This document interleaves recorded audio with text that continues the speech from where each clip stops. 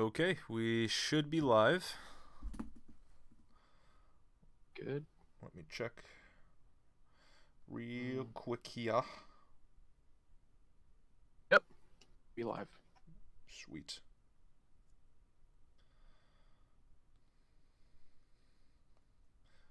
You tweeting out, Jim? Yep.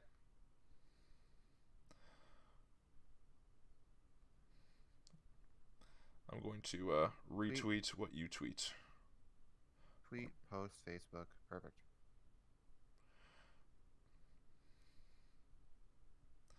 We live. Not we lice. We live. We live. Well, we might have lice. You never know. I mean, I hope not.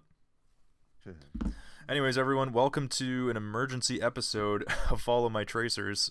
We were not planning on doing this, but then this massive Halo Infinite blog post happened, and this is the high-level update we've been talking about. So we figured rather than doing an Infinite watch this week that would have lasted the entire episode, let's just make it its own episode. And this week on Friday, we'll still do a mini Infinite watch. We'll do a quick summary, but this is kind of the intensive.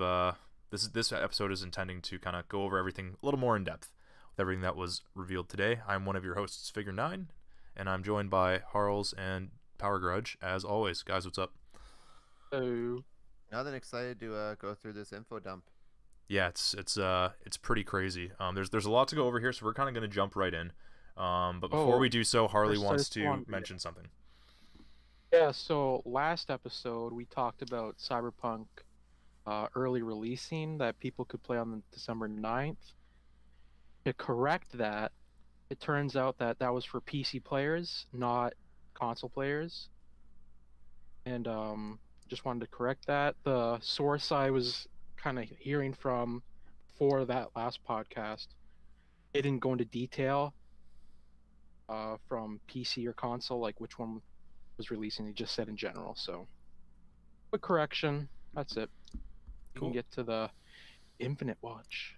Infinite watch the whole episode.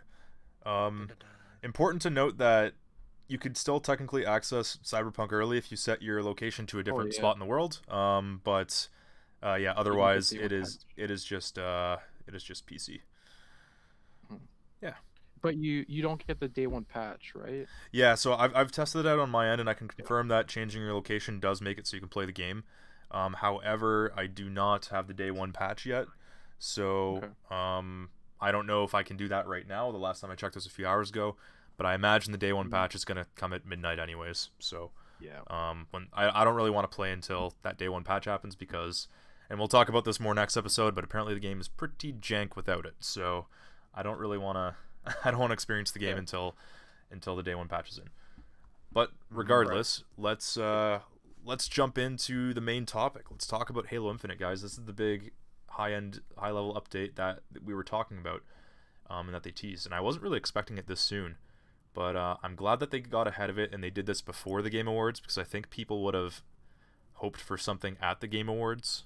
If they'd be like, "Oh, Halo Infinite wasn't there. This is the last big event of the year." So by them coming out and getting ahead of it, I think this is them kind of controlling the narrative, which is something they haven't really done since the July event, right? It's been kind of nuts since then. So this is them kind of taking it back. Anyways, so the format I'm going to do here is I'm going to kind of go over the parts I think are important, and we're going to kind of discuss in chunks what we think and the important parts of it. So without further ado, I'm going to talk for a little bit, just like I've been doing already. But either way, I'm going to read kind of word for word, and I'm going to highlight as I go. So, hey everyone, I'm Joseph Staten. If you've been a long-time part of the Halo community, you may already know me. If you're new to the community, hello, it's great to meet you. I was part of the Bungie team who made Halo CE, Halo 2, Halo 3, Halo 3 ODST, and Halo Reach. I came up on the design side of these projects, wearing many different hats over the years, including writer, cinematic director, creative director, and even a voice for the grunts. Yeah, this guy voiced the grunts, which is pretty funny. But if you don't know Joseph Staten, he was a pretty big part of the original Halo games, the Bungie games. He was certainly one of the main creative forces at driving those games. So if we haven't talked about it already, I think we might have done it in a past episode. It's a very good thing that Joseph's on the project, because he loves Halo, and he has a very good track record with Halo. After Reach shipped, I became a Halo fan, cheering on 343 Industries from the sidelines, but I've spent the last 4 months immersing myself back into the Halo universe, and it's my honor as creative director to help our team ship Halo Infinite in fall 2021. There's the release date. So I predicted this a few episodes ago about the high-level update. They were going to drop a release window on us. We don't have a date, but we do have a window. Interestingly enough, and I wanted to mention this at the top because this is super sneaky and super cheeky of them, but when this dropped yesterday, it was exactly 343 days away from the 20th anniversary of Halo Combat Evolved. Oh wow, I didn't even realize that. Isn't Well, that not crazy? counting days or anything, but- Yeah, I checked because I'm like, oh, I wonder how many days till Combat Evolved, because I wanted to do a segment on Infinite Watch being like how many days away from it. Because I think it's going to come out the same day as Combat Evolved anniversary, or Combat Evolved, which was, I want to say November 15th, if I'm remembering correctly. Which is, no, it's it was the 15th. It's the 15th, which is a Monday. So I mean that actually makes sense. It could definitely come out on November 15th. But yeah, exactly 343 days away when they made this announcement, which is super cheeky of them. Nice. And it totally makes sense. Like that's the stars aligning, right, guys? Like I think that's the release date. I think that's it. Yep. I don't know if many people even caught that, but I thought that was really cool. So, yep, that's when the game's coming out, and from now until then, every one of us at 343i and our great partner teams will be building, testing, and polishing an experience we hope you all love. I joined 343i right as the team was wrestling with feedback from the July campaign demo. This discussion boiled down to one fundamental truth. We needed more time to do things right. That included pushing hard in the fall, giving the team time to recharge over the holidays, and then coming back in January to finish the game at a healthy pace. Because Halo Infinite in fall of 2021 is just the beginning of the adventure. That's them referencing the 10-year plan again. I'll be back at the end of the update for some closing thoughts. From now, Brian, take it away. So, I mean, pretty, I would say basic opening statement, just saying, hey, thanks, this is who I am, this is when the game is going to come out, this is the window, and this is why we pushed it. It needed more time, period, right? Anything to kind of say or add on that initial part, guys? Not for me. It's pretty straightforward, pretty clear. Yeah, I kind of like the whole what do you call it? They kind of call back to CE's anniversary, but I don't know. That just shows they have a level of care that kind of goes deeper than even just making the game itself, which I kind of like. In my head, that's what I think anyway. But yeah, other than that, I think I'm good. Cool. All right, so now it gets into a lot of nitty-gritty, and I'm just going to do a quick scroll here so everyone on screen today. This is a long blog post, guys, so I'm not going to go over every single little piece, but I have kind of pre-read this in detail, and I'm going to go over the things that I think we should talk about. So I do think we should talk about the art and graphics update. So they kind of introduce a couple of the guys here, Nicholas Sparth, Bouvier, Neil Harrison, Annie Shastri, and these are kind of like the graphics guys, the art and graphics guys, and they kind of lead those teams.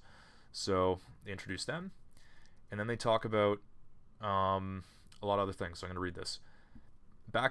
Before that, I'm going to go through each of these screenshots too. So I'm going to open the first screenshot, which is a work in progress multiplayer map screenshot, and it looks gorgeous.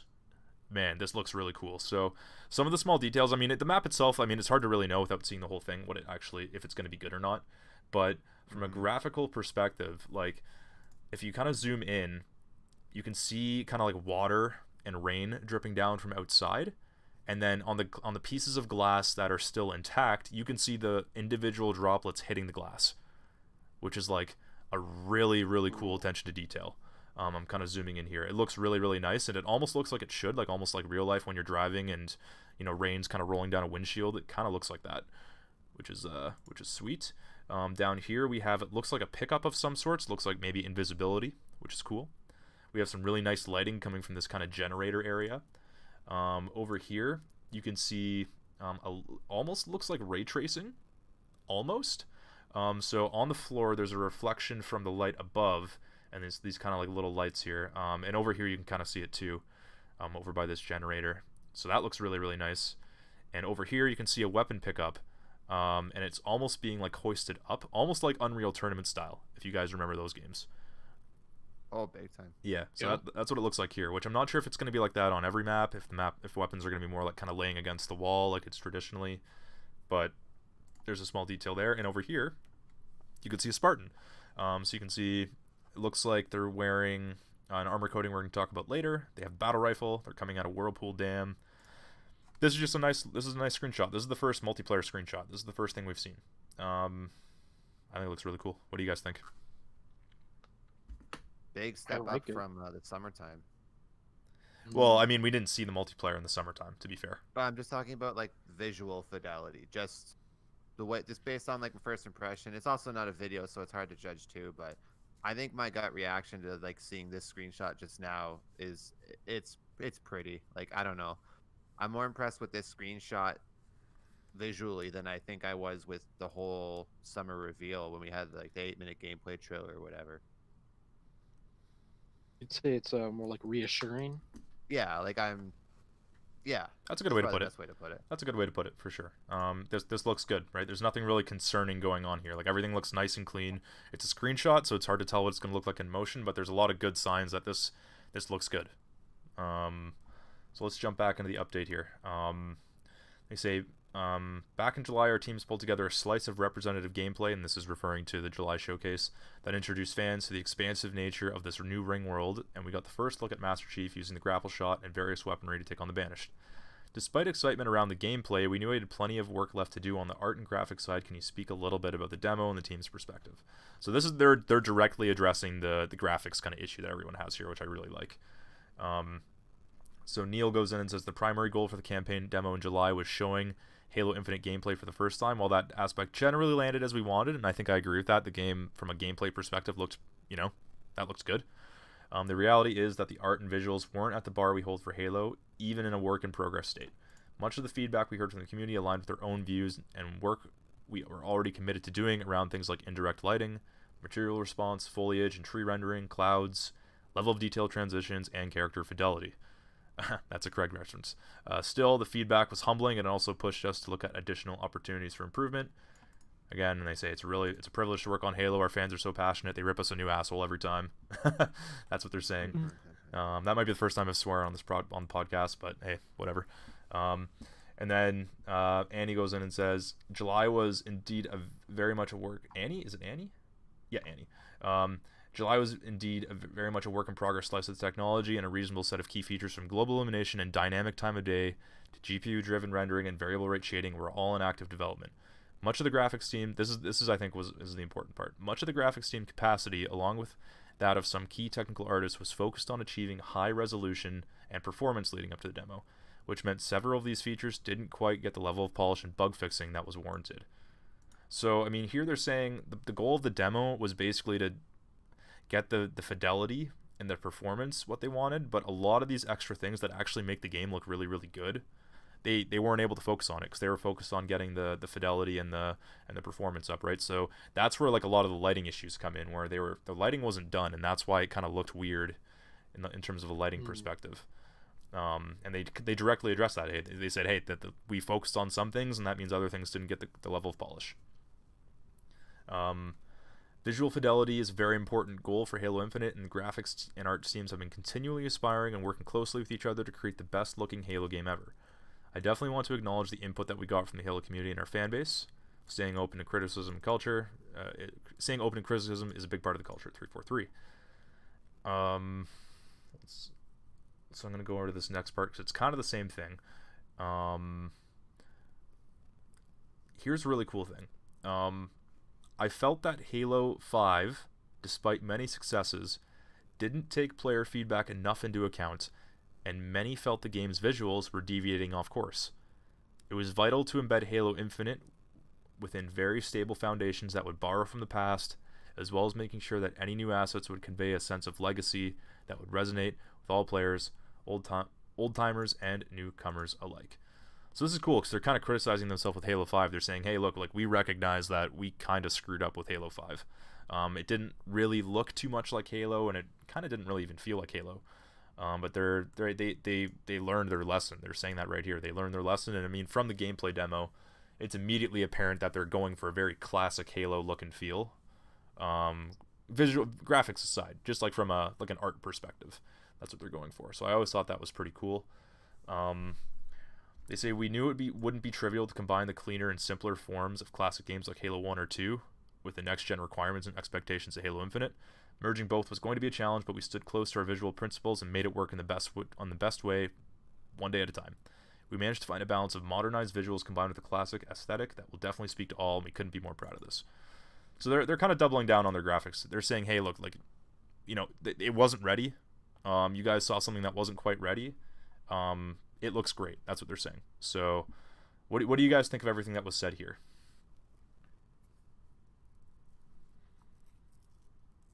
Jim?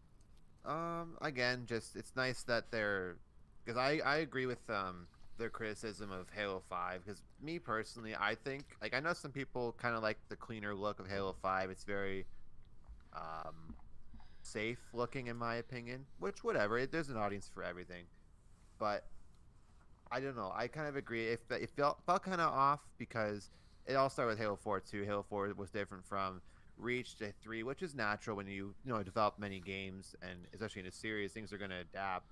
But I think, in my opinion, I think Halo Infinite's success is going to depend, in my head, for me, like, for it to be successful for me, to like really enjoy it, is it kind of has to have that sense of nostalgia. And I think having the art style kind of, like you said, it's kind of like borrowing from the past while kind of, like, refining it and adapting it for the future is, I think it's pretty cool. And I like that they're not going, well, we knew Halo 5 was super clean looking and this and that, but here's another game that's going to be totally different from Halo 5, as opposed to not borrowing from the past. And I feel like I'm rambling just because, I don't know, but I'm pretty happy so far with everything that they've been saying. I think you mentioned it well. Like, they criticized themselves, right? They didn't just say, "Oh yeah, Halo 5 was great," but look at this. They're saying, "No, Halo 5 was a mistake." Yeah. Right, Harley. What do you think? Yeah, I like that they're owning up, and that they're it seems like they're being pretty, like, transparent. They're showing what they think and what they plan on doing. I think that's just something that we really needed, because before now there wasn't really much on their end. Seems like now, they're kind of just like releasing everything. They're just like unleashing the Kraken. In a Yeah. sense. Yeah, for sure. They're on the offensive again, which is nice. If that's a way to put it. Yeah, like quelling any rumors and stuff like that. Yeah. Yeah, and they went like really in depth in terms of what they were working on, right? Like, they mentioned global illumination, dynamic time of day, GPU driven rendering. Like, they went into like nitty gritty details, all the things they were working on, which is cool, right? Like, they could have just said, "Oh yeah, we've been working on the graphics," like, and they could have left it at that. But they said, "No, these are the specific things we are working on, and these are the specific things that weren't in the demo," which is cool. And then we have the screenshot of the rocket launcher kind of hovering on this table here, which looks crispy. It looks crispy. It looks really good. So when you zoom into it, I mean, it's tough because it's a screenshot. You can see a couple inconsistencies, and not inconsistencies, I guess, like, not as nice details, but like, I mean, even then, it's I'm nitpicking. Like, you can clearly read a lot of the words even when you zoom in, and the words are so small. Like, you can read the barcode on the sniper, or on the sniper, not on the sniper, on the spanker. You can see like a faded UNSC logo there. It says MASRIAH Armory. There's an on-off switch, which I think is funny. Like this, and this is like the spanker rocket launcher, right? This is like the rocket launcher from Halo in the past, which they controversially took out of 5 and then kind of patched it back in with like a weapon variant almost, right? So this is them saying, "Hey, look, no, like, the spanker's back. And this is cool. This is a really nice looking rocket launcher. There's a lot of really nice details. And I kind of like how it's floating on the table too." What do you guys think? Definitely looks clean and crisp. Yeah. Yeah, and in a good way though. Not clean and crisp in like what Halo 5 did, but clean and crisp in like, okay, like, this is back. Like, we're taking back Halo. You know what I mean? Like, we're taking it back to what everybody fell in love with. Yeah. Yeah, man. It's a nice screenshot. And we have a look at the sniper in a little bit here too. Let's see, what's the next thing I kind of want to talk about? So here's some more stuff. It says, there's no denying that the return to a classic art style immediately evokes the unmistakable look and feel of Halo. When it comes to visual fidelity, the team has been making progress since July, and we can see some of it in the latest images we're sharing here today. Can you talk about some of the specific areas the team has been working on? And Annie says, on the graphics technology front, we have made improvements along with fixing bugs that were inherent to some of the techniques, as well as iterating and polishing the features that were still in development. Some of the key areas of progress include better quality of global illumination, ambient occlusion, shadows, volumetric lighting, sky, and atmosphere. We've also addressed issues with our GPU-driven rendering technology and texture streaming solution that should mitigate the LOD popping and texture quality issues that were prevalent in the July demo. So I don't know if you guys remember from the demo, but like there were issues with like textures kind of popping in and out, and almost also just things just popping in and out. Like when you're kind of going up the like when you're going up the elevator as Chief, kind of like midway through the demo, and like the music plays, and you kind of look over into the horizon, and there's like these mountains, and you see the clouds, like the mist, and the mist's all, it's like popping in and out, and it's like really like, oh, that doesn't look good. That we're talking about that specifically, as well as when you're running in the grass, like grass that's really close to you for some reason disappears, which is weird. So that appears to be something they have addressed since the July demo. They say there's more work to be done, of course, and we are actively partnering with Neil and Sparth's team to drive the visual quality forward for both an engineering and an artistic front. And then Neil says, in addition to the graphics tech changes, we have made a lot of improvements on the art content side across all disciplines, such as environment, lighting, weapons, FX, and more. There's too much to cover here, but I think I'll talk about some of the more impactful changes.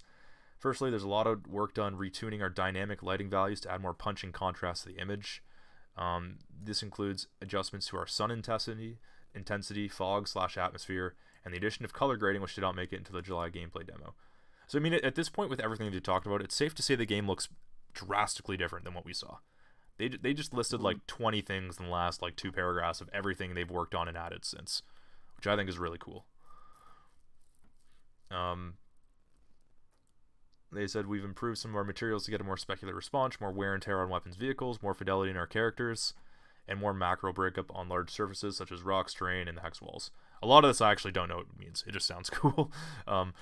We're now also getting more. I feel like I'm lost. Yeah, they're basically just saying like, hey, everything looks and feels a lot better. The more wear and tear on weapons vehicles makes a lot of sense to me. Because the game when they showed it almost looked like plasticky in a way, because it was almost like too clean. So they've added more wear and tear, which is great, and more fidelity in our characters. Again, Craig. We'll get to that in a second because they actually specifically call out Craig.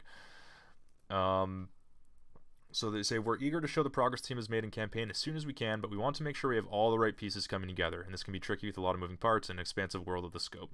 We know everyone is keen to see more, and we look forward to sharing more in future updates in the months ahead.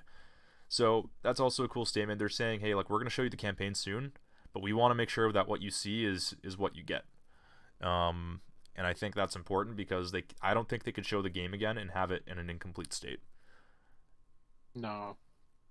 It needs to be like super polished. It needs to be good because at this point, all eyes are on Halo Infinite, for better or for worse.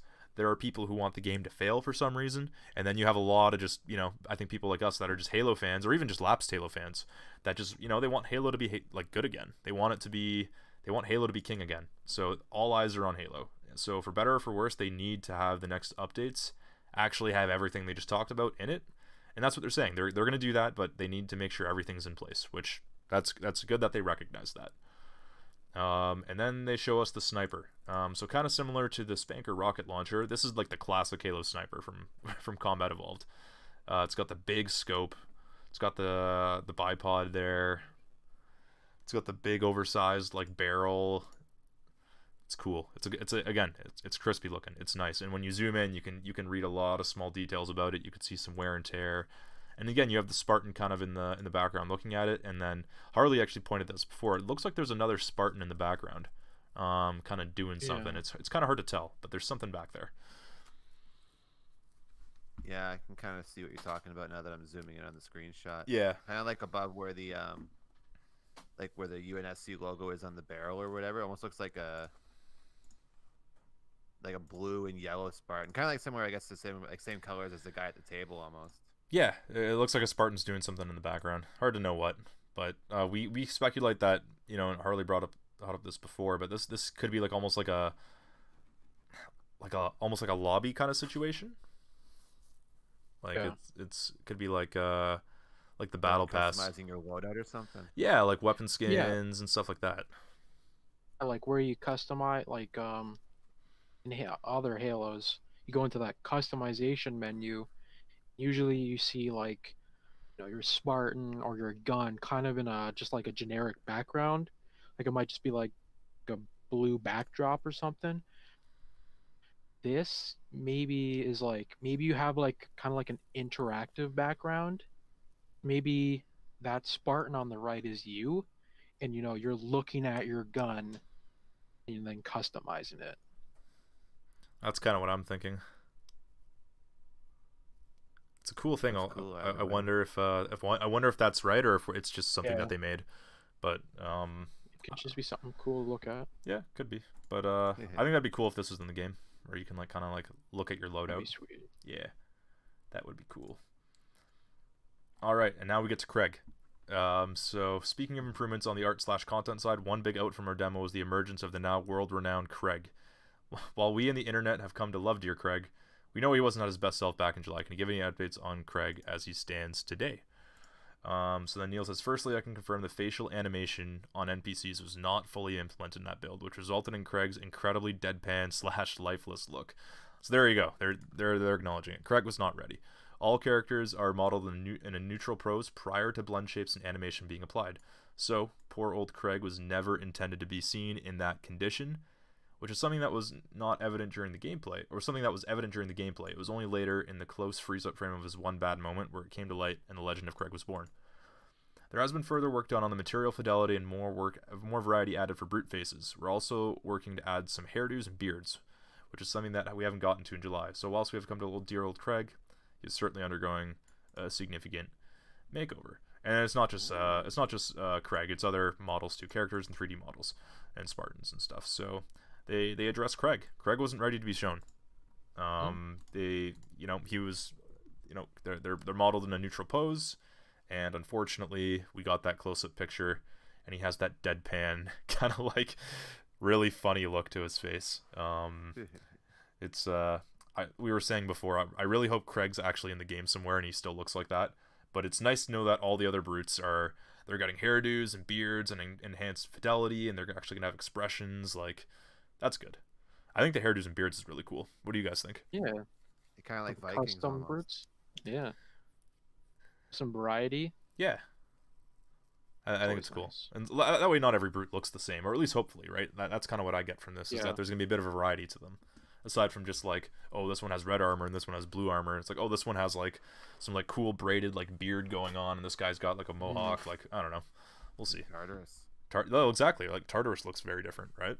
So Is he the only brute that had like a significant hairdo that you can remember? Because I've never played Halo Wars 2, so I don't know. But oh yeah, there's lots in did Halo Wars 2. Atriox have him or? Halo Wars okay. 2, yeah, they're different. Yeah. Cool. Yeah, lots in Halo Wars 2, so they're kind of taken from that. And then they show another screenshot of the multiplayer map. It's the same map from before, but kind of from a different angle. And this looks like a gameplay shot to me. Almost like they shot this in theater mode. So, you see on the right here a Spartan with some pretty cool looking armor, to be honest. Almost like Reach-esque armor with the big plate there. Kind of running forward. It looks like that's sprint confirmed right here. I mean, we already knew sprint was in the game from the campaign demo, but now we see it in action in multiplayer. He is holding a battle rifle. Looks like he's sprinting forward, maybe about to jump off the ledge here. And then you have the Spartan down here, aiming with the assault rifle, the same one from before. Nothing too significant in this. This just looks like an active gameplay kind of shot. But again, it looks good. Like when you zoom in and kind of look around, everything looks nice and detailed. Again, you can see the water kind of dripping down from the edges there, and you can almost see like a light reflection from like the sun over here. And in the background, you can actually see a bit of the Halo ring there, which is kind of cool. So this is a facility on the ring. Looks like some kind of like whirlpool dam. At least I think that's the ring. That looks like the ring to me. Either way, a nice little screenshot. I don't know if there's too much to add that you guys wanted to add there, but it's a nice shot. I like the sparks in the background too. That's a nice looking detail. Yeah, the sparks are cool. If you zoom in over here, you can see kind of the sparks coming out of the generator, which is nice. Nice. Yeah. Any little detail like that gets me going. Yeah, it seems like they're putting a lot of care into this, which which is a good thing. All right, so now they're talking about the multiplayer stuff, which I mean, a lot of it, what they're saying is actually not super different than what they were saying on the campaign side. But one thing they do mention, which is cool, is that there's something really cool about the juxtaposition between intimate and expansive spaces in Halo Infinite, and whilst they each offer different challenges, they should bring a nice balance of variety to the experience.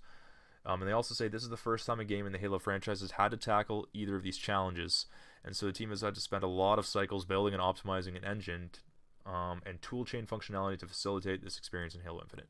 And the two experiences they're talking about is the massive open world in the campaign compared to the kind of more intimate campaign maps. And in Halo campaigns before, multiplayer maps, sorry, and in Halo campaigns before, you did have open areas sometimes, but they were always somewhat limited. This open world's completely different. It's open. You can do a lot of different things.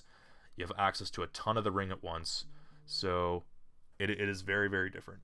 And they're saying this is the part of the reason why it's taken so long is because traditionally in a Halo game they've basically just built a lot of small interior spaces or small exterior spaces and patched them together, and this is different because they need an engine that can do big and small at the same time. So I thought that was kind of cool. That little peek into kind of development challenges, something I never would have thought would even be an issue, but it makes sense when they kind of explain it. Let's see. Anything else here? I mean, they do mention content complete here, which I wanted to talk about. So they say the extra time has already yielded progress on the visual fidelity front, but we're still not done. Can you talk about some of the remaining priorities and work the team is focused on? On the graphics engineering side, we have a team that is continuing to polish up the last bits of feature work on lighting, global illumination, and atmospherics. We're also iterating very closely with Neil's team on making sure our content creators can take full advantage of all the cool technologies we have built over the last couple of years. I don't know what they mean by content creators here. Do they mean like streamers, or do they mean like forge makers? Like I actually don't even know. What do you guys think? I don't think it'd be streamers, but I think it is. I think it's streamers and YouTubers or something, Mm, or just them making content for the game. yeah. I think that what they're saying is like that's- they want the content creators, which could be YouTubers, streamers, whatever, people who make forge maps to, use everything they're doing. I think that's the way I read it. Kind of an interesting sentence. Maybe I'm just reading it wrong, but okay, I get it. I could be reading it wrong too. I don't know. It's an interesting sentence. The content creator part is what throws me off. Yeah, because YouTubers and streamers are usually they're usually called content creators. Yeah. When you think of like a business side. I don't know. Yeah. It's kind of a weird statement You to say throw it in. are content creators? Yeah. Yeah. Like that might mean a forge map makers or something. What it could also mean is the people on the development team who are making like multiplayer maps or making campaign sections. Yeah. Maybe that's what they mean. Yeah, that would make more sense in my head. Yeah. Either way, interesting sentence. Another group of graphics developers is staying heads down on optimizing the end-to-end rendering pipeline so that we can deliver a great experience on resolution and performance across all of our target platforms to our players. And that's a reminder that Halo Infinite is going to come out on the Xbox One. It's going to come out on the Xbox One X, PC, Series X, Series S. So there's a lot of different like platforms they need to target here. So there's a group of people that are making sure the game runs and looks good on everything, which is cool. And then Neil says, on the art side, it's mostly further polish and bringing it all together. We have a concept of content complete, and that's a really important phrase here, where we get all of our content into the build, and then we have time after that to assess holistically and further polish areas that would benefit the most. Oftentimes, significant improvements are made after our content complete milestones. Set dressing, mask painting, texture material improvements, FX lighting, animation polish, all still being worked on. So I don't know if you guys remember, but I pulled up a rumor a couple episodes ago, might have been the first or second episode of Follow My Tracers, where there was the guy on Twitter who said the game is content complete. They just said the game is content complete here. So basically, like, they're done adding stuff to the game.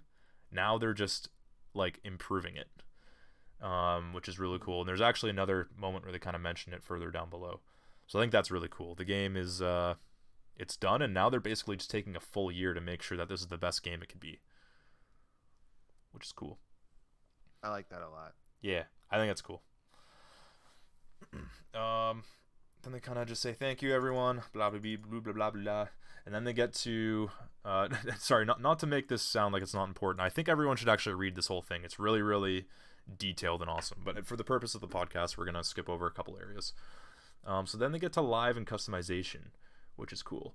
So the guys that they're interviewing here, Chris and Ryan, they kind of work on this, on like the progression, the rewards, the kind of the roadmap for multiplayer, like everything aside from like actually like killing people. Like it's about engagement, it's about customization, rewards. Think battle pass if you want to think about it that way, item shops, that kind of stuff. So now they interview these guys, which is kind of cool because there's been a lot of controversy about the armor coding system and about them taking away the primary and secondary color customization, which they do kind of double down on here. So let's dive into it. Let's see. Let's get into this area.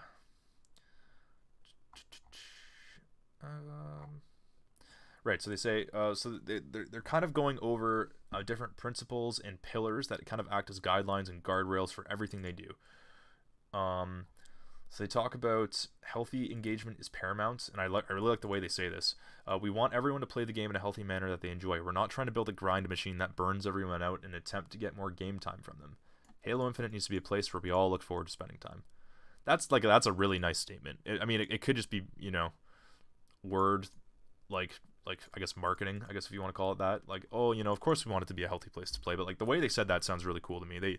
They recognize that people don't want to grind and burn out for content when, maybe there's a bit of a grind involved for maybe some of the more rare stuff, but it should never be like Halo 5's getting to Spartan rank 152, where it takes as much time to get from 1 to 151 as it does to get from 151 to 152. Like that's unnecessary in my opinion. That's just adding unnecessary length to something. So I thought that was a really nice statement. And they kind of doubled down on that, saying we maintain a player first focus. They want unambiguous value, and always be listening, learning, and experimenting. Provide value, allow player expression. Where do they mention what I'm looking at here? Oh yeah, so they say here, and they kind of double down on it, but just to make it perfectly clear for everyone, it has been said before, and it's important to restate: no loot boxes, no randomness in rewards. Beautiful. Perfect. Mm-hmm. That's all I need to hear. So I mean, Love even the rec packs in Halo 5 are loot boxes if you think about it, because although you can earn them with in-game, yeah, they are. Like, although you can earn a good amount of them in-game, like you never have to spend a dime on a rec pack, and you can unlock everything like I did. In the end, you could spend money to unlock things, and you don't know what you're getting. So you could buy 20 gold packs, and you're hoping for, this piece of armor, or you're hoping for, you want a bunch of scorpions to use in Warzone, and you could just not get it, right? That just sucks. So that's good that they're doubling down on this. No randomness, no loot boxes. And they kind of do mention, they kind of get into the armor coatings here soon. So they say, I want to circle back with a note on our pillars and the structure of our title. Halo Infinite multiplayer being free to play has demanded that we examine how we want to build and release content, and has also influenced everything we just talked about. There are certain places where we're going to move away from approaches seen in Halo's legacy and try something new, but always keeping in mind all these goalposts above that we mentioned. So then they talk about armor coding. So they say, we see and hear the current concerns of our community, specifically right now around coatings, and we look to our systems to make sure we are doing the right thing for both our players and their ability to represent themselves, as well as what is right for a free-to-play service-driven title. Yes, being free-to-play does mean that there will be some premium cosmetics, but players will still obtain tons of customization content through things like playing campaign, challenges, skill, special events, legacy rewards, the progression system, and more. So this is nice to hear. It's not like you just have to buy customization. There's lots of other ways to earn it, which is cool. The playing campaign thing I think is really cool. Challenges, kind of like MCC.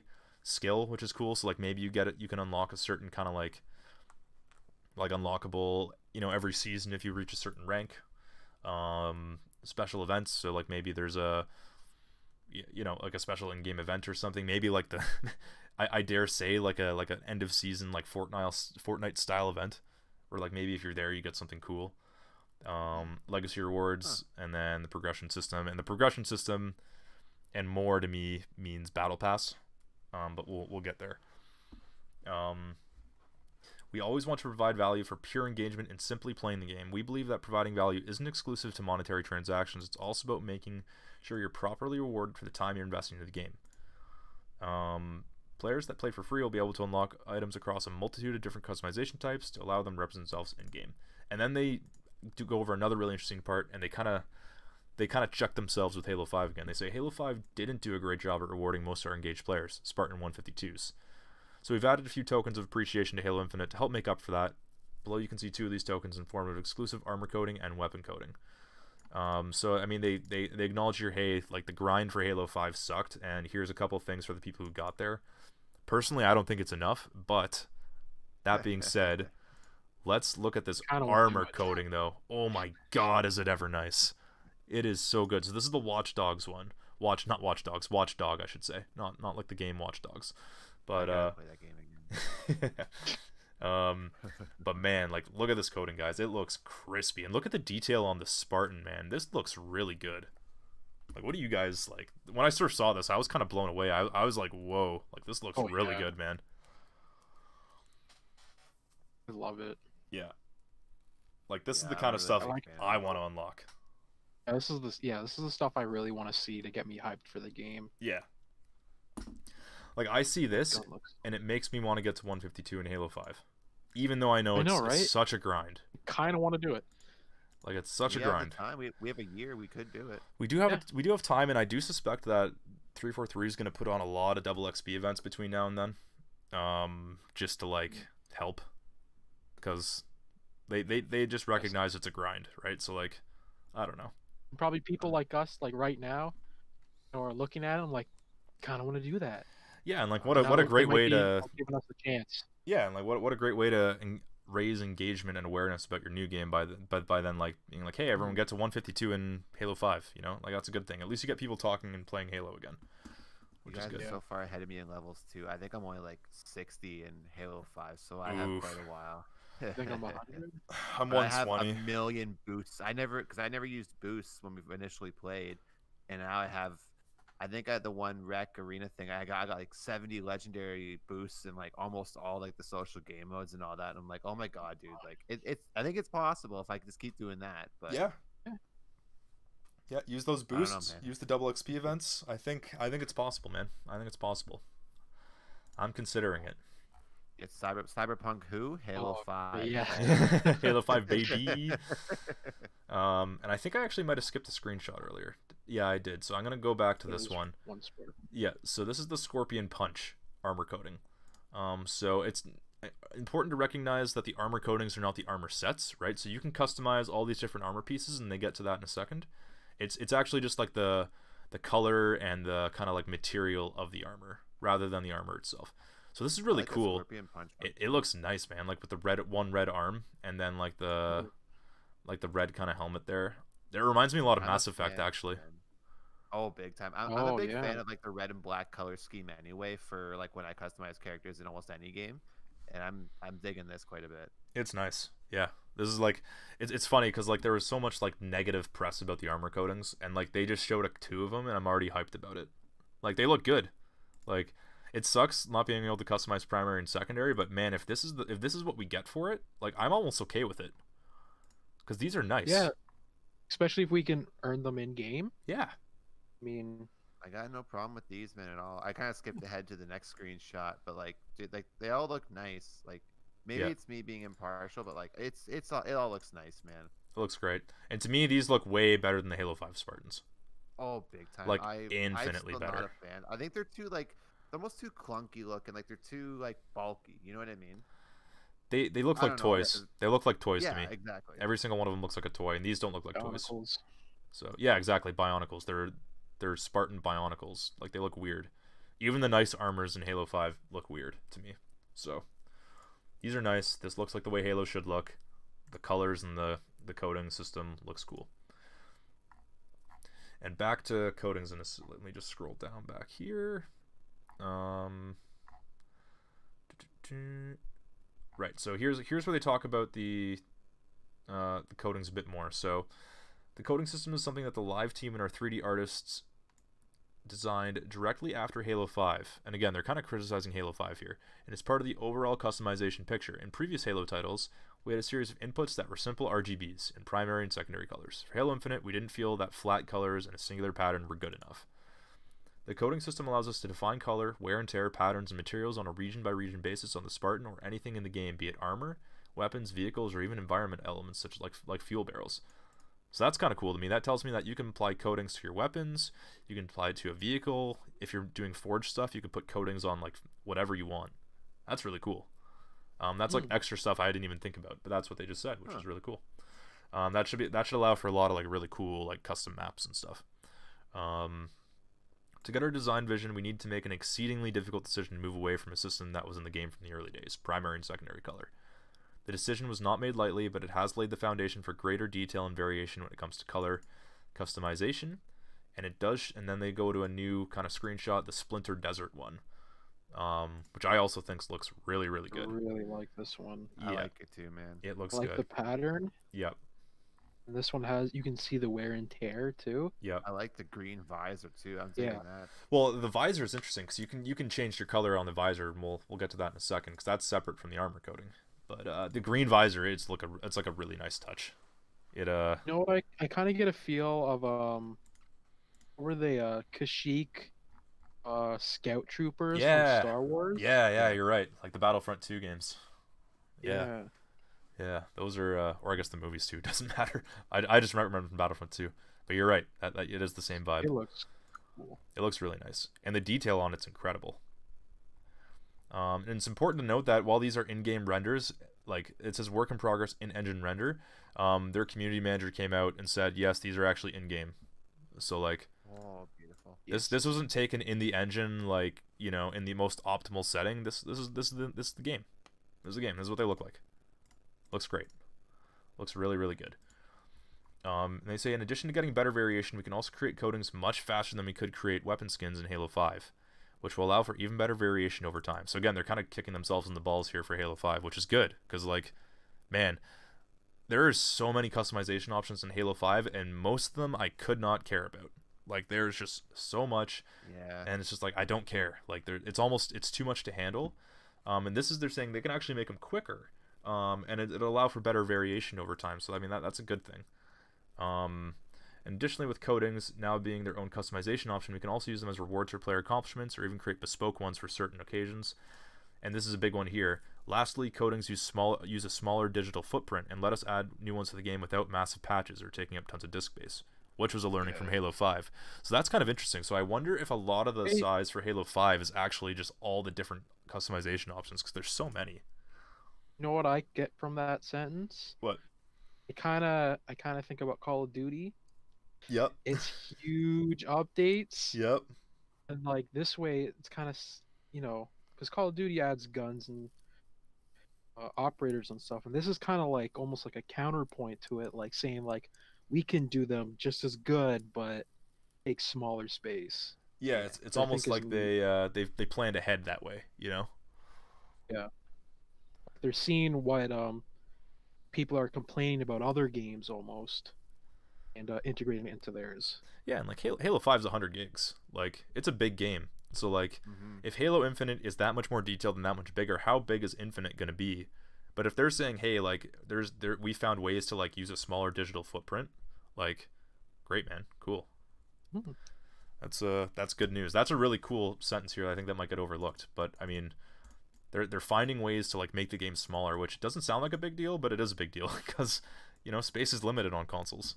Yeah. Super smaller limited. patches. Smaller means, patches. They can add stuff more quicker to play the regularly. game. Quicker Yeah. updates. Like that's all good news, right? Like a Call of Duty update will like, you know, it takes me like a whole day sometimes. Yeah, man, and sometimes they just drop them on you, and then you're like, oh crap, I need to actually reinstall the whole game because the update sucks. I tried to do that a couple times. I hate that. Right? Like, anyways, Call of Duty. That sounds good. Yeah, Sounds good. it does sound good, and they're kind of like saying, and they've acknowledged like, hey, moving away from primary and secondary sucked in terms of colors. Like that's, you know, that sucks. No matter which way you put it, but they've just given us a lot of good arguments as to why this is better, and I'm believing them. You know, like I'm not sitting here going not good enough. I'm sitting here going, okay, what you guys just laid out, you can add more. They're more bespoke. They're more detailed. They take up less space. You can give us way more in terms of like options instead of just like, you know, the same armor but like 10 different times and with a slightly different like coating. Like it's going to be a lot better. And they kind of double down here and say, we have looked at the system. We understand the concern in our recent value balancing pass, which is a direct result of the community feedback around coatings. We have looked hard at how many coatings are in the starting set and how many and of what quality are unlocked via engagement versus other systems. So again, they're kind of listening to the community here. Like, hey, we get it. Like, not having the primary and secondary sucks, but we're actually looking at how many are going to be in the starting set. So maybe their way around it is like, okay, we're going to give you, you know, a bunch of different kind of basic armor coatings that at least have a lot of the most popular color variations that people used, you know? Yeah. And then it's like, okay, well, at least if that's what you want to do, at least the coating's there for you, you know? Yeah, you're not starting the game off. It's just like a generic Spartan. You can customize a little bit. Yeah, at least you can pick your colors like you could in other games, right? I think that's what they're kind of trying to get at here, is at least you have some level of customization that, you know, it's not primary and secondary, but at least it's something. And they say coatings are one part of the customization picture, but we feel all up that's kind of a weird sentence. We feel all up we will hit our goal for player representation by offering more possibilities across the entire system. While this does mean losing some player control, increases the depth of customization that we can achieve internally and that you can ultimately show off. I think that's good for coatings. Any closing thoughts on armor coatings, guys? I like the sound of it. Yep. In most ways. I just hope they implement them the way they're saying. Like, I hope we get some in the beginning. I hope we can unlock them through just playing the game. You know, pulling out the wallet. Or at least if you want to spend some money on it, like, they're worth it. Yep. What do you think, Jim? Yeah, So far, I'm very intrigued. Like, I'm interested to see. I'm anxious to see, you know, what other armor coatings there are, but I don't want too much to be given away yet.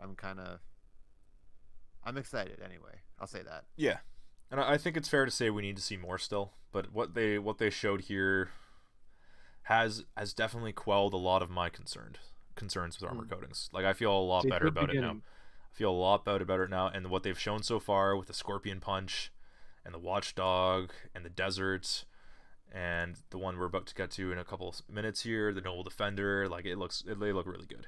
So I'm happy with that.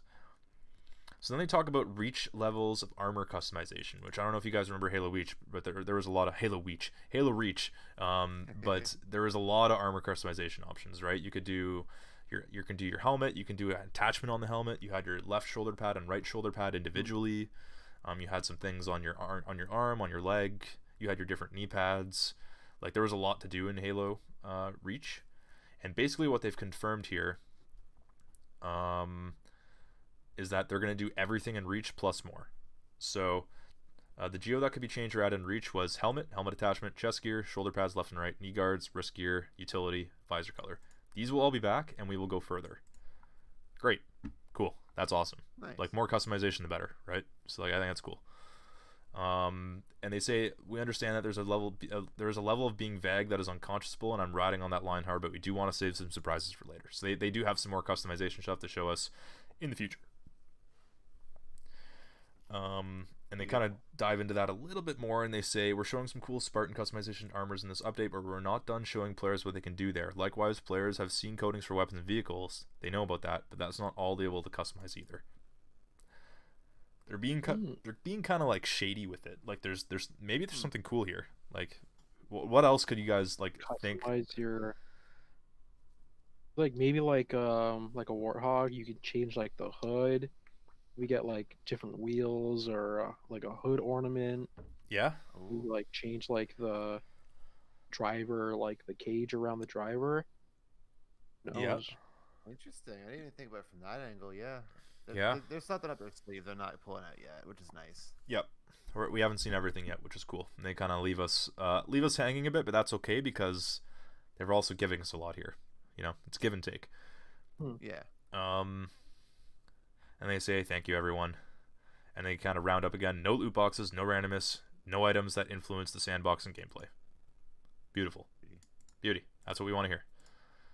And then they show us the Watchdog armor coating from a different angle. Did I skip the Noble Defender? Hold on. I did, yeah. So here's Noble Defender. This is the last kind of unique one. This just has Reach written all over it, and it has it right in its name too. It's a nice, it's nice, man. I like this coating a lot.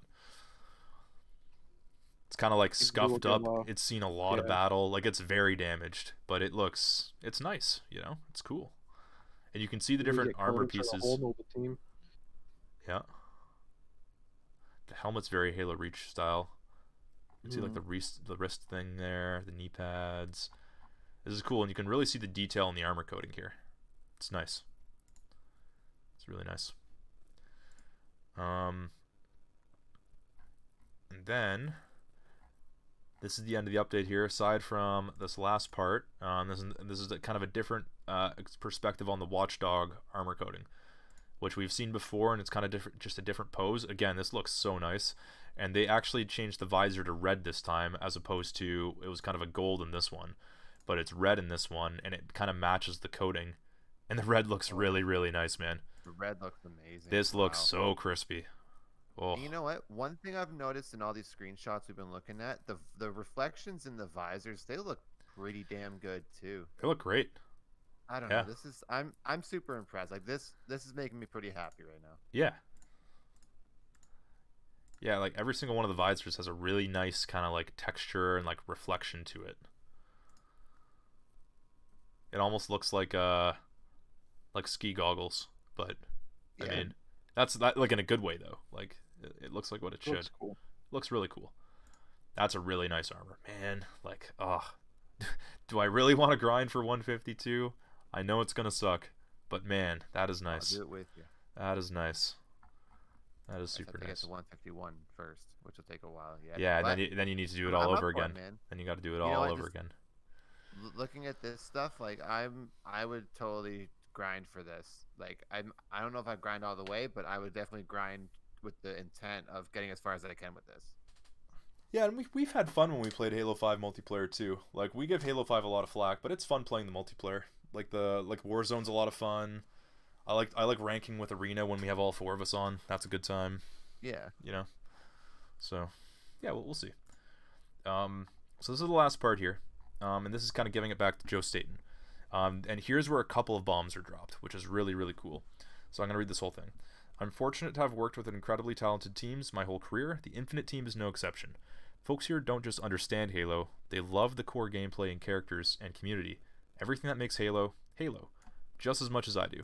And, like me, they also feel a deep responsibility to serve. We aren't making this game for us, we're making it for you. Starting with this update, we're going to be sharing more about what we're doing and, most importantly, why we're doing it. That's really important. So this isn't gonna be the only time we hear from them. They're gonna be doing this maybe every month. We'll see. In the URL for this, it says Inside Infinite December 2020. So I think these updates are gonna be called Inside Infinite, and they're gonna do one maybe once a month, which I think is really cool. Will they be this in depth? Hard to say, but I mean, they're gonna be talking to us regularly about this game, which I'm very excited about. Which is nice after having kind of not like silence from their end, but not having like any, pretty crucial updates like this. And it'd be cool if we got like kind of like mini updates like this consistently. Yeah. You know what I mean? I like that. Yeah. Instead of like them going, oh, it's still coming, we're still working on it. It's still coming, we're still working on it, we're working hard. Like, it's nice to have like concrete proof, not the wrong way to say it, but concrete proof that they are actually like really improving it, Yeah. Yeah, and I think this is needed after the first showing, because unfortunately they lost a lot of faith with that. So, this is important. This is good news. So that's one kind of bomb he dropped, and here's the next one, which I thought was really, really cool. My first week on the job, I played the entire Infinite campaign twice.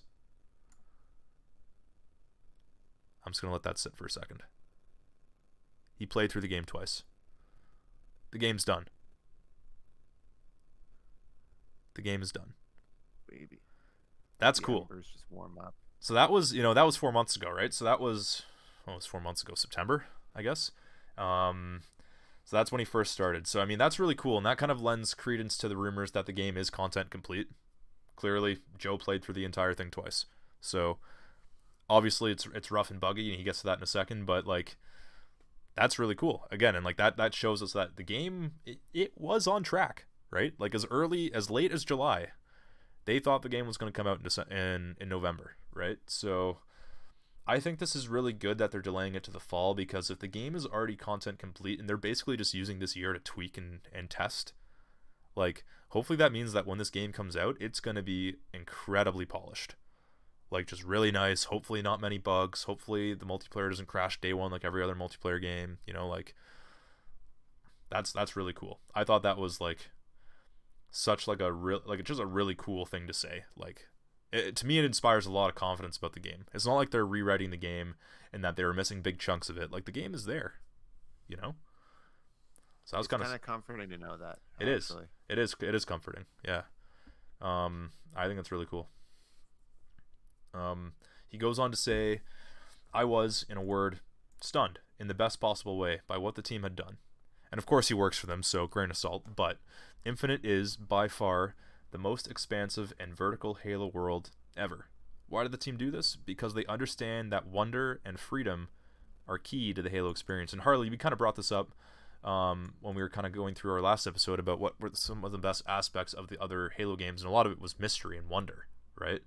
Kind of like not knowing what's coming next. So they kind of, I mean, he alludes to that right there, right? Which I think is a really good sign. Yeah. He says, I could feel the classic Halo 30 seconds of fun beating at the heart of Infinite's world. But I have never felt more powerful, more mobile, more in command of a rich set of tactical choices. This was the Halo game we imagined back in 2000, finally come to life after 20 years of technical and creative innovation. That's a really cool sentence to me.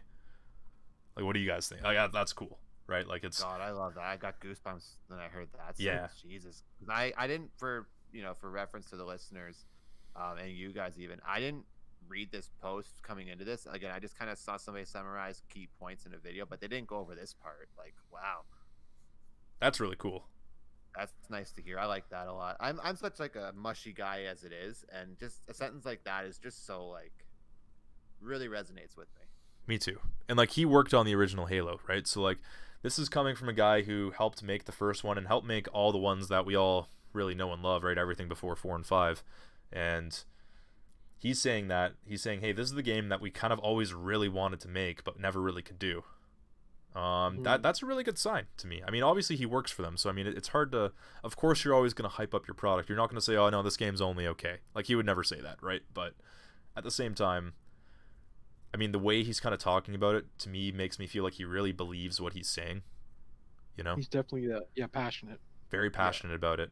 And like just like the specific words, like this is the Halo we imagined back in 2000.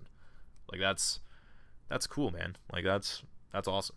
I mean, I've said cool and awesome a million times, but yeah, it's definitely encouraging.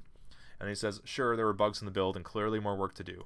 And then he says, but this concept art by Martin DeChambeau, it encapsulates all the excitement and curiosity and joy I felt on my first journey through Zeta Halo. The most mysterious, there's the mystery again, dangerous, and possibly rich place in the entire Halo universe. And let's quickly jump into this concept art. Obviously not in game, right? This is just concept art, but I think it's a neat piece. I actually thought it was kind of a weird choice to use this one, but I still think it's a really cool piece of concept art. You kind of have the warthog in the background. You have kind of like this chunked up ground with pieces missing. To me, that reminds me of like the last level of Halo 3 when the ring is actually falling apart. That's what that kind of reminds me of. You can see kind of the hex walls. You can see this floating kind of like pillar thing, which is really cool. In the background, you can see one of these things. I forget what they're called, but that was in Halo 3. And actually a lot of other Halo games too. Just like a typical like ring kind of thing. Things that are on rings, sorry. You can see the sun over here, and you can see almost like another sun over here, which is cool. And then just some mountain trees. I think it's a nice piece of concept art. It's like the rings on Tatooine. Yeah. Binary suns. Sorry, I'm a big Star Wars nerd for anyone who doesn't know. Okay, anyway, moving on. This is Halo. Yeah. Talking Halo. So he says, everywhere I looked, I saw choices. Do I explore off the Golden Path, assault the banished warbase guarding the Valley Pass, follow a flight of Forerunner sentinels into that unexpected cavern, rescue a squad of Marines dug in and desperate halfway up that mountain, Ooh. or do I keep pulling the main storyline thread that feels epic and intimate at the exact same time? That's another really cool statement here. Like, this game's open, man. Like, he just explained like a bunch of different things that you could do all at once. And the Marines kind of dug in halfway up the mountain part. Like, that's the really cool part to me. Yeah. That like there are Marines that you can go save, and there's a lot of possibilities with maybe where that leads. Like maybe base building, maybe kind of army building. You know, there's a lot of different cool things you could do there. What do you guys think? I know that Harley, you really like that Yep. statement too. Yep. Really like that rescue a squad of Marines. Dug in and desperate. Yeah, So many possibilities with that. a lot of possibilities. Much of what we talked about in other episode. Yeah, like a lot of things that we said we wanted in Infinite, he just said, which is cool. Yeah. God, this update's so cool. Oh, this is like blowing my mind. It's Kind of. it's crazy because if you just look at the summary, like there's a lot of juicy things that you could just pull out of a summary, but when you actually read the whole thing, and this is why I wanted to do a whole episode on it, like as a Halo fan, this stuff gets me really excited. Like all the technical stuff they talked about and all the details that are missed in the summaries. Like a lot of this stuff wasn't mentioned, right? So this is great. And then there's one last bomb he drops here. He says, "Truly, Halo Infinite is a world which I love spending time and that I'm thrilled to return to, both as a designer and a player. On behalf of the entire team, thank you for your patience and your passion. We can't wait for you to join us on the Halo Infinite adventure, first with Insider Flighting later next year." There you go. Boom. Beta confirmed. Ooh. Boom. So this is something that 343 said they were going to do with Halo Infinite. And then they actually pulled back on that, saying they wouldn't have enough time, and that was when the game was still supposed to come out this year. So this is good because they're delaying it to fall 2021, and that means they're actually giving us that beta back, which is great.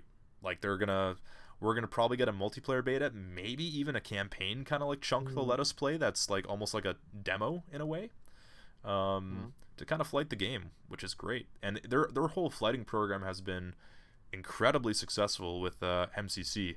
And getting that game on PC, and also just fixing MCC from the broken state it was in. As part of that Insider kind of program, admittedly not taking part in every single Insider flight, but taking part in a good amount of them, you know, those flights are important because you identify a lot of issues with the game, and that's so much feedback coming back to the developers. And if you have enough time to implement those changes before the game comes out, like, man, that's great. Like a multiplayer beta to me is just nothing but good news, and even a campaign beta, like. That's awesome. That to me, that's great because we're gonna get to play Infinite, I think, boys, before November in some way, shape, or form. Is that only for insiders? So what they'll probably do is they'll probably go with their most loyal, kind of active insiders that have proven their worth in the MCC flights to start, and they'll open that up. And I think eventually it'll just be a public beta. Oh, okay. So like maybe like a couple days is for the insiders, like maybe a Thursday or a Friday, and then the weekend, maybe Mondays for the public. Yeah, maybe something like that. I could see that. I think they'll actually spread it out a bit more. They'll probably do like, you know, a weekend is for the insiders, like the very like top level ones. Mm-hmm. They'll implement the feedback from them, and then they'll open it up to them plus more insiders on another weekend. Like they'll probably do that kind of stuff. That's what they've done with the MCC flights before. They've done a flight, and then if they needed to do another one, they actually give their dev team time to actually implement those changes before immediately going to the next one. So I think that's what will probably happen. And maybe an open beta. I think so. I think that makes sense. Why wouldn't they? Especially if it's free to play. It's free to play multiplayer. Like get the beta in there. Gain Let some everyone play it. interest. If you can get, you know, if you can get millions of people playing your open beta, like that's awesome. That's just free marketing, free publicity, and also so much valuable data. You know, it's really hard to know how anything's going to act, and this goes for anything until it goes out into the world with real people actually doing it en masse, right? So Yeah. this is You can see how servers hold up. yeah, the servers, that's Stuff like huge that. because they always seem to break nowadays, and games are actually never ready on day one. Like maybe this helps with that, you know, and it should help with that. that is kind of it here. So, yeah. Anything else from you guys? This is the end of the update. They're gonna catch us in the new year, they said. Nice. No, I think I'm good. I mean, we had a lot of info this episode, and I don't know what else to say really other than I'm super happy this update came out, and super happy it was as detailed and in my eyes like as pretty great as it was. So all this did was just get me hyped up even more for a game I was already super hyped up for. So yeah, I'm glad it wasn't just like a PR statement. Like they went into the gritty details. They showed us some stuff too. Yep, they showed, right? They showed some stuff and they told some stuff. They did both, which is good. And I think this bodes well going into it. Like, now we know it's fall 2021. We know it's probably November 15th because that's the 20th anniversary. That makes a lot of sense. And we know there's a beta. Like, that's what I wanted to hear. That's perfect. This is a great update. This is a lot more in depth than I thought it was going to be. When they said high level, guys, I thought it was literally going to be a paragraph, but this is like 30 paragraphs. There's a lot here. Yeah. They went in depth, man. So I'm happy that they did this. The screenshots are great. They look really good. These armor coatings are nasty in the best way. I'm excited. Obviously, this is kind of a different episode of Follow My Trace. This is more like an info talk rather than like a podcast, I would say. But want to thank you guys for hopping on with me on a weekday. I know it's difficult, Jim, especially for you, to kind of do this later at night. So I appreciate you taking the time. And I feel honored. I'm very happy to be here. And everyone else who's watching and everyone else who will watch the VOD, thank you. And let us know in the comments what you think. What do you guys think of this update? It's a big one. So if there's anything that I kind of skimmed over and missed that maybe you guys thought I should point out, let me know. Are you excited for Halo Infinite? Do you plan on getting the Series X to play it? Are you going to play on your Xbox One, your PC? Are you not going to play it? What do you guys think? What do you guys think about the armor coatings? There's so much to talk about here. We'd love to hear all your thoughts on Halo Infinite. So please leave a comment. And we're going to have another episode this week, which is crazy to think. I'm going to have to rest my voice. It's going to be on Friday, and we're going to be talking about some Cyberpunk, which I'm really excited about. Oh my god. I can't wait till midnight. Yep. That patch. Hopefully it downloads quickly and jump in. Yeah, tomorrow's gonna be a long day at work. Ugh. But when it's over, it's gonna be bliss. Hopefully. Tomorrow, I'm pretty much waking up to make sure the patch is downloading or it downloaded overnight, and then I'm gonna suffer 8 hours at work thinking about Cyberpunk constantly, and then when I get home, I'm gonna just start, and I'm not gonna set a time for when I get off. I'm just gonna go. Yeah, man. I'm probably going to spend the entire time doing character customization and then not have anything to say during the podcast. Oh, man. I won't lie. Out of the three of us, I think I'm going to be the most surprised by stuff because, like, I really haven't watched any gameplay trailer. I haven't either. Anything. Like, I'm going in totally blind. Like, I've seen, like, from, like, TV spots, I've seen, like, milliseconds of gameplay. But, like, in general, I don't know what the story is. I don't really know much about anything except for, well, not much about anything. Like, I don't know a lot of the finer details or, like, how the game's going to totally play and how the open world works and, you know, all the, like, story stuff. Like, I know on a very basic level I'm informed, but I can't wait to go into this, like, and just get surprised after, like, every little thing. I'm going to be, like, a pig in shit, pretty much. So, yeah. Hell yeah. I'm in the same boat. Like, anytime I see, like, a video, I've seen, like, well, obviously PC players have been able to play it, so I've seen a lot of YouTube videos, a lot of streamers, you know, streaming it, and I've stayed clear, so I can just go in, I can go in dark, experience it all new for myself. Yeah, man. I am pumped. But that is for Friday, so without any more kind of talk about Halo Infinite or any more Cyberpunk, we'll leave that for Friday. We're gonna have some news there too. The Game Awards is also tomorrow night, so I'm sure there'll be some news and announcements to talk about there. Maybe some controversial winners, losers, whatever it is. But Friday's going to be a good Yeah. episode, so we hope to see you guys there. Yeah. But that is it for this week's episode. Thank you, everyone, for watching Follow My Tracers, this emergency episode. We really appreciate it. We'll be back on Friday, like I said, and you can follow us on all of our socials listed down on the screen below. But for the audio listeners out there, follow My Tracers on Facebook, at FMT Show on Twitter, and follow My Tracers on YouTube. You can follow me personally if you would like, at Figure9 on Twitch, Figure9 TV on Twitter, and Figure9 TV on Xbox. Jim, what about you? If you want to follow me on Xbox, I'm at Power Grudge. If I make music soon, I'll link that. But not Hell yet. yeah. Maybe I'm our theme itching. song. Yeah. I don't know. I'm hoping to do something. Just, Dun-dun, it's a matter of dun-dun. getting there. But regardless, that's my piece. On Xbox, I'm Matt Power. Harley, you good? You want to link anything? Looks good. All right, cool. All right, guys. Thanks everyone for watching, for listening, all that